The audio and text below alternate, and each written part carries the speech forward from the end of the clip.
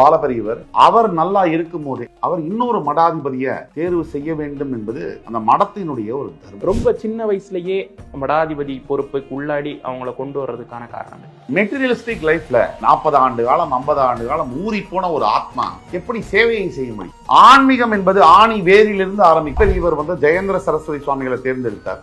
அவர் இருக்கும் போதே இப்ப இருக்கக்கூடிய பாலபெரியவரையும் அவரே தான் தேர்ந்தெடுத்தார். ஒரு காலகட்டத்தில் 3 மடாதிபதிகள் அங்க இருந்தார். ஆதிசங்கர் நிறுவினது சிருங்கேரி மடம், அதிலேந்து வந்ததுதான் காஞ்சி மடம். இதுல ஜாதி பாகுபாடு என்பது கிடையாது. சங்கர மடம் சர்ச்சைகள் அப்படின்னு சொல்லிட்டு சங்கர மடத்திற்குன்னு அது ஒரு சில பக்கங்கள் அப்படி இருக்கு. அந்த கரை எல்லாத்தையும் சங்கர மடத்து மேல இருக்கக்கூடிய அழுக்கு என்பது இல்லவே இல்லைங்கிறேன். வீணாக பழி சுமத்தி வீண் பழி போட்டு காஞ்சி சங்கரமடம் மடாதிபதிகள் முன்னாடி இருந்தவங்க எல்லாருமே பிரைம் மினிஸ்டர் லெவலுக்குமே இன்ஃப்ளூயன்ஸா இருப்பாங்க. ஹை கமாண்டர் கிட்ட ஈஸியா அக்சஸ் இருக்கும் உங்களுக்கு அப்படிங்கறதெல்லாம் உண்மையா சார்? கண்டிப்பாக உண்மைதான். கோவில்களே இல்லாம ஆயிரும் அரசியல் பின்புலம் இல்லைன்னா. தண்டம் அப்படிங்கிறது எந்த அளவுக்கு முக்கியமான ஒரு விஷயம். ஏன்னா தங்கத்தட்டுல வச்சு அந்த தண்டத்துக்கு அபிஷேகம் பண்ணி அதை கையில கொடுக்குறாங்க. அப்படிங்கிறப்ப இந்த தண்டத்தை நீங்க கையில் எடுக்கிறீங்கன்னா அந்த தர்மத்தை நீங்க கையில் எடுக்கிறீங்கன்னா மடாதிபதிங்கிறது விளையாட்டு விஷயம் அல்ல. இந்த உலகத்தில் உள்ள அத்தனை உயிர்களுக்கும் சேவை செய்ய வேண்டும். அது மட்டும்தான் என்னுடைய அவா.